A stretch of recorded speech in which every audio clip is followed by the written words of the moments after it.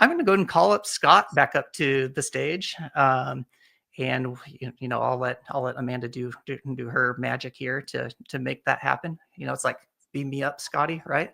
Here we go. Hey, look at that. That like perfect face to like come in. Geez, you guys, thanks for sharing like everything that you brought to Smashing Meats here. You really like evoke a ton of like deep thoughts and discussions into this. Like, for one thing, I think a lot about the word intelligence, in this whole spectrum of things, and like, how much work is the word intelligence doing when we're talking about artificial intelligence? How does positioning the technology as intelligent even impact our discussions about it? You ever play Plinko, Pachinko? Yeah, like when you absolutely drop the thing and it bounces around like that. Yeah. Like, was it smart when it lands in the center? Was it predicted? It's one of those things where you have to roll the ball down the hill and see how much snow it picks up. And the way that specifically generative pre-trained transformers work, I think that it is a stretch to argue that they are intelligent. They are a kind of a simulacrum of intelligence. Yes. Just the way that a parrot or your cat seems really smart every once in a while, and it does an amazing thing. You're like, holy crap, my dog is so smart. Not regularly. Your dog is not PhD level smart regularly. Your dog does amazing stuff, and you make a TikTok and you go, oh my God, that dog is so smart. But consistent, ongoing human intelligence, I don't think that next token prediction gets us there. What about you, LISANNE? We talk a lot about, or we talked about the tensions of the emotional adoption that comes with, with agents. Where does intelligence fit in that, and how does that, does that cloud up the discourse that we have about it? Oh, it definitely clouds it up, because let's say our emotional intelligence, because of this, let's say, philosophical backdrop of placing more value in our society on our rational intelligence, I think therefore I am said discard, right? So our emotional intelligence has been undervalued. And so we are pretty, let's say, we're still learning the language of emotions, and this clouds our discussion about AI, as you see in the media, where, let's say, our amygdala is creating and projecting the debate of AI doomsday being ahead of us. And this, in my opinion, is just a fear-based response. It's not a we have not fully undergone this emotional cycle of going from fear to taking responsibility, to start learning, to start playing, to start building, to then see how it actually in an empowered way can help us. So emotional intelligence, yeah, then there's the other aspect of it, that AI is found to be more empathetic than most humans in those therapy sessions. Online 24/7, can listen. Most people have a hard time listening. So, but it's important to realize it's a simulation of emotional intelligence with no actual feelings, with no actual empathetic feelings. And yeah, it would be very limited to think it can replace that part of human life. And arguably, yes, and to everything LISANNE just said, but also the illusion that it is empathetic is in fact, that it is infinitely patient. And if what you are looking for in a therapist is infinite patience, then you could weigh that patience as being more valuable. But the empathy is a simulation of empathy based on a corpus of empathy it was trained on. So I agree with everything she said, but the reason it's patient is that it can't not be patient. Now, I love that like fear has cropped up in these discussions, or in each presentation too, because fear is oftentimes a trigger for how we behave and react and respond to things, and that is as much driving the conversations behind what we're having here. There was an interesting, there's a question posed in the chat there that I'll just riff on, because it is like part of a larger question, in general. But do we have an ethical and moral obligation to not use AI, knowing what we know about the environmental impacts? Because there are plenty of like real world examples where consumers or end users are made responsible for the ethical or sustainable consumption. Like think recycling, right? Like instead of getting the producers to be more efficient or to provide alternatives for for like waste, it's on us for to make up for that. Are we seeing something similar at play as AI is integrated in more of the things that we use? And what is our personal responsibility to AI, if any? Yeah. Well, of course, we do have this ethical moral obligation, and we should probably use it less. And let's say my sanity check there is, am I using it in this moment with the right values in place to design these new materials that might replace plastics? Am I tackling some other sustainability issue? Am I helping a thought leader who is really doing beautiful work in the world with these tools, so that the impact then outweighs, let's say, that negative environmental impact? Yeah. I would also Scott? argue that there is, again, a spectrum of environmental impact. Like I mentioned before, I don't generate images or videos. Humans don't well understand or do a good job of internalizing what an order of magnitude or 3 really means. And if someone says that if you ask a question on ChatGPT versus you generate a 10-second video, that one is 4 orders of magnitude more environmentally impactful, that doesn't sound like a lot. But an example would be like, one thing might charge your phone for a minute, and one thing might charge your phone for the year. So if the choice is use my phone for a year or generate a 10-second video of a hamster, in an astronaut suit, I will choose my phone. So the same things apply. And I'm not a vegan, but I'm an AI vegan. In the example of veganism, like, is there a moral obligation for us to eat less steak? That's an interesting conversation to be had. But the same idea of how much space does the cow occupy? How many acres does it occupy? And what do I choose to do? The most impactful thing that we can do is vote with our feet. Do the thing that you think is appropriate and educate yourself, because most people are simply not educated about how these things work. That The sounds small like a lot. models, you can train a small model in a weekend on your machine at home. So like, people need to understand what orders of magnitude means. Yeah, the personal responsibility angle of all this is something that just fascinates me, and is something that like I feel like we could riff on for a long time too. One other thought I had as Lisanne was talking was, just that there's this well-known saying that good design is problem solving. Whether or not that's true or you agree with that, whatever is beside the point. But it does surface the tension covered in today's talks between user intent and the ambiguity that Vitaly was talking of with AI's value proposition. What types of design challenges in AI UX or like agentic UX do you recognize today that will require good human problem solving? Another conscience question, right? Because again, let's say what I see happening is that we're seeing a lot of uneducated and ignorant, with all due respect, therefore ignorant, people making, let's say, unethical decisions. So let's say that imorphosine path and this amorphosine path for me are being created side by side.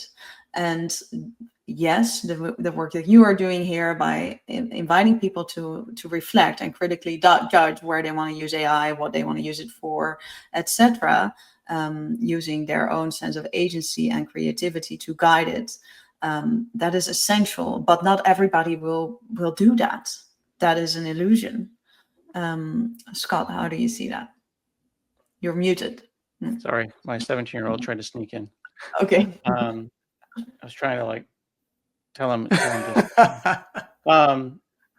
The specific question about the user interface problems, I think it's worth noting that we have spent the last 10 years yelling at a disembodied woman in our homes to turn our lights off.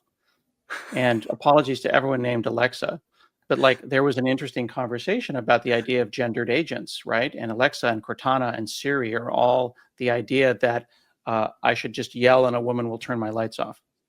That's an interesting conversation. I am happy that ChatGPT is genderless, and I appreciate that we are coming up with a user interface for AI, the UI for AI, as Maggie Appleton calls it, that is a little bit more equitable. I think that the idea of asynchrony is going to be an interesting user interface problem that humans are going to have to figure out, because when I send off my assistant, my AI assistant to do work, how will they check in and let me know what's going on? I got the opportunity to speak to a billionaire recently, one of the few reasonably ethical billionaires. And I asked him if billionaires should exist. And he said, no, of course they shouldn't. It was mostly luck. But I said, what's the coolest thing about being a billionaire? Is it a private jet or whatever? It's like, no, he doesn't have a private jet. He lives in a regular house, but he has an assistant. So a thing that releases him from stress is he has an assistant.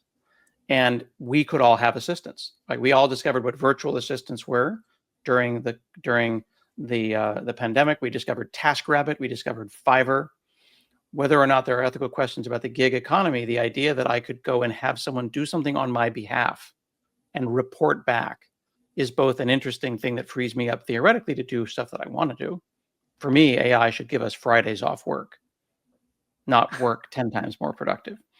But also the user interface problem underlying that asynchronous management of a team of assistants is an interesting one to be had. Yeah, definitely that like real-time interaction, especially when you can do anything on demand, like anywhere, anytime, from for any reason. Like at what point, do we have this this responsibility to to like when we use it or how we moderate it in our own lives, like what spectrum of veganism with AI are we going to engage in? This gets back to the conversation about systems thinking. Yeah. Like yesterday, true story, yesterday, I needed a specific part. I needed a Commodore 64 1983 DIN 8-pin connector to composite. And it was delivered for the additional $2.99 that day. Now, I needed it. It wasn't 6 to 8 weeks. I didn't have to send in any serial box tops. I just asked for it, and it appeared on my porch. What are the environmental impacts of that? What are the gig economy impacts of that? What about the nice young gentleman who drove it over here on a scooter? Is he okay? I hope he's making himself better. Did I tip him enough? Like that level of urgent immediacy for a trivial piece of technology that was probably sent on a boat from China anyway, all brings up interesting questions. And if I tell someone, a young person, like, yeah, we had to wait 6 to 8 weeks for packages to arrive, oh my God, how did you survive? I had to Somehow walk we out did. in the snow both ways. Yeah. Did I need this? I don't know. Did it come in usefulness? Was it useful? It was in fact useful, but I'm at least aware of it. Most of us are not even awake. That really, like makes me think too about the goal or the virtue of convenience, and how the removal of friction impacts things too. What we're does that actually divorce us from the consequences and the impacts? Well, of Patton Oswalt, comedian Patton Oswalt, had a thing about how when DoorDash came out, he's like, isn't there a drone that could deliver tacos directly to me? And then he said, well, wait a second, can someone just come and move my jaw so that they can help me eat the tacos? Like, at what level do I just not get involved in this process? Yeah, and also the sense of satisfaction we get from actually working for things or struggling. This is life. Like you don't gain wisdom unless you go through hard phases in your life. And now we get everything on our doorstep, like longevity pills, for instance, just eliminating death. Like this is a valid thing that might actually start to happen. Death really gives life meaning. Embracing death gives life meaning, and people are afraid to feel the fear of death. But what if that actually brings more satisfaction to your life and makes you start feeling a broader spectrum of emotions instead of just feeling flat and okay all the time. There's a really great book called Trekonomics, which is the economics of Star Trek and whether or not a post-scarcity environment is actually possible. And in the Star Trek that I grew up on in the 80s and 90s, they would say tea, Earl Grey, hot, and then it would come out of a box and like literally tea would appear. Like we don't know where the cup came from. And now we all effectively have that at the office. You say tea, tea appears. So then they started just generating food. They can just ask for food and they would get these colorful blobs of food. But in the new Star Trek, the one that just came out, the Star Trek Strange New Worlds, on the very first episode, the captain invites everyone to his captain's table, and he built a kitchen island and a full kitchen. So it's the 25th century. He can ask for food like that and have braised ribs or whatever appear, but he chose to cook them a meal. And that was a really significant thing there, where it's like, hang on, in a post-scarcity economy, I'm still going to be Stanley Tucci, and I'm going to make a meal from scratch. I'm going to make the pasta entirely from scratch. So I think we might see a return to the bespoke. We're seeing a return to CDs, physical media, DVDs, Blu-rays. We're seeing a return to vinyl. We're seeing, more bicycles here on this side of the pond. Certainly Amsterdam is where we need to be at, but like that, all of that level of like, did it need to be this easy? You can just turn it back a little bit, start driving stick shift again. Right. This is how trends work, right? Balancing, like McDonald's artisan sourdough breads. And exactly. We're 100-year sourdough starters. Space of AI, and we're going back to painting oil paintings. Which is why I think so strongly about art. Like if someone's going to spend 20 years building a style, it should only be them that is able to then do it n+1 times. It should not be me that should be able to steal their art. Is the perfect hot spicy thing I want to stop on because it's beautiful and it's a poignant question, and you two have like really highlighted the fact that AI is not as straightforward as it looks on the surface, and the fact that what we're doing right now is messy. It's not a linear straight line to some sort of like end goal that we all have a shared vision for, but we're in a messy time where we're trying to figure things out in real time.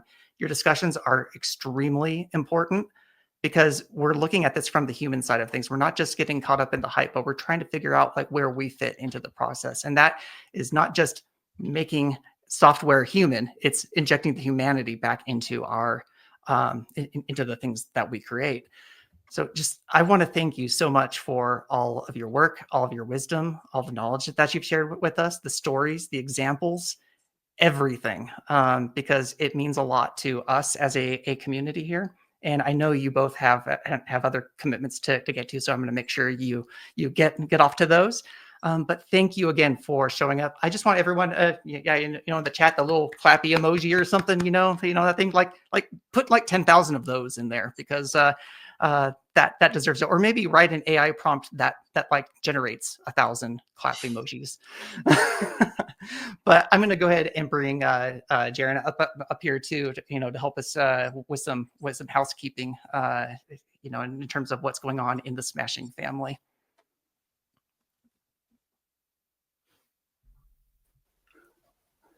Hello. Howdy. How are you doing, sir? I'm good, and I'm not even muted today. That would be my move, man. I try to learn only from the best, Jeff. Oh, thanks. I provide the best example possible. This was amazing, Jeff. I loved it. I even loved Vitaly. I hear him too much, but I still think he had some interesting stuff to say. And Scott and Lisanne were fantastic. And I'm going back to my stick shift. I need to convince my wife, but we'll see. So walk us through what's going on in Smashing. That what should people know when it comes to memberships or like events that are coming? Because this isn't the only thing we do around here, right? No, absolutely not. I mean, we've got Smashing meets roughly once every month and a half. We're actually planning a new one about music. It's going to be amazing. So really, really looking forward to that. There's another one about accessibility coming up later in the year. But we have plenty more. We have the Open Up sessions with Brad Frost, which is kind of like a podcasty thing. And then we have plenty of online workshops. So, I mean, Vitaly's one about AI is coming up soon. Data viz, we have CSS, UX, sales stuff. So it's pretty wide. Then we have in-person workshops coming in Antwerp next week. Still a couple tickets for sale there, but it's fairly specific to if you're in or around Antwerp. Then, of course, our 3 conferences. We're very gearing up to Freiburg. That's sold out for in-person, but of course, online there's still tickets. A month later, we're in New York. Again, conference about UX and development topics. And then later on, you can see hopefully maybe Lisanne's coming as well in Amsterdam. I'm currently in Amsterdam doing some prep work for it. It's such an amazing city, and we cannot wait to be there. So really, really looking forward to that. Yeah, plenty of other stuff coming from the Smashing Universe your way. So we'll send the videos for those who missed something as well. We'll send the videos to you probably early next week. If you cannot wait that long, come back to the hub here. We'll post the raw versions probably by tomorrow as soon as they're kind of rendered. And then lastly, I want to thank you, Jeff, for being the incredibly sweet, good-natured, and super, super kind of smooth host that you are. Really, really love working with you. I don't say it enough. So thanks so much, and hope to see you and everyone else from the Smashing Universe somewhere in one of our many events soon. Thank you too. Thank Bye, y'all. you. Thanks for coming. Bye.